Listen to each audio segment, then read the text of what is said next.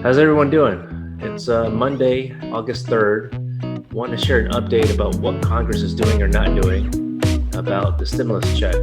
And so far, it's just been still battling back and forth.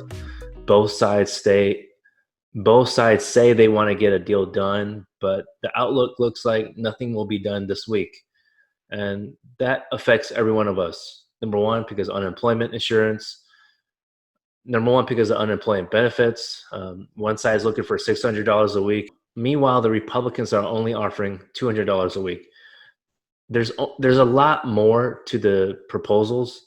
It's still important in terms of immigration news because USCIS Policy Director Joseph Edlow had verbally agreed and mentioned to Vermont Senator Patrick Leahy, who is vice chair of the immigration subcommittee for the Senate, that the USCIS was going to postpone the furloughing of the 13,000 employees of USCIS.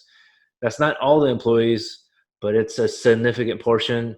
It would have affected at least 1,300 employees, USCIS employees that live and work in Vermont, the state that Senator Leahy is senator of. So, of course, he has some incentive to help negotiate a delay of the furlough. So the sooner a stimulus check bill is passed, the sooner that the talk of the furlough would be no longer, because the proposal so far in the HEALS Act does have has $2.2 billion, if I can recall correctly, slotted as a loan for USCIS. Notwithstanding that, so far, according to the revenue for USCIS, it's actually been more than what they had anticipated back in March when the pandemic started. So currently they still anticipate a surplus despite the talk of the furloughs. So I just want to give you that quick update and let you know that we'll continually to notify you if there is any type of change. The positive consequence is that USCIS will continue to process your case. Now, they still have timetables on the USCIS.gov website that shows if you select the type of application or the form and where your case is, your jurisdiction or the city where your case is where you're located, it gives you basically a chart of when you can inquire in a case and what the average time to process the case as of that day that you're looking at the chart.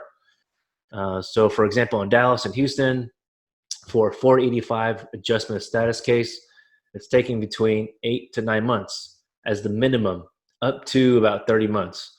I believe they're trying to scare people from applying for some reason, or they're just being transparent and sharing how long some cases are taking. But on average, for us, our law firm, it's taken about 12 months. I've had some cases done in 8, 10 months, but I would say on average 12 months so that's to give you an idea. So as long as USCIS is able to scrap their plans to furlough their employees, then we should expect the processing time to remain the same. And we always thought that the current processing time is lousy and ridiculously long, but at this point, we don't want it to take any longer or to create more of a backlog. Now, Democrats are talking about adding conditions to USCIS when they provide the loan because they want the processing time to be much faster. So we wanted to share that information. If you gain value out of this content, hit the subscribe button, hit the like button. We'll have more updates for you later this week. Thank you and have a great week.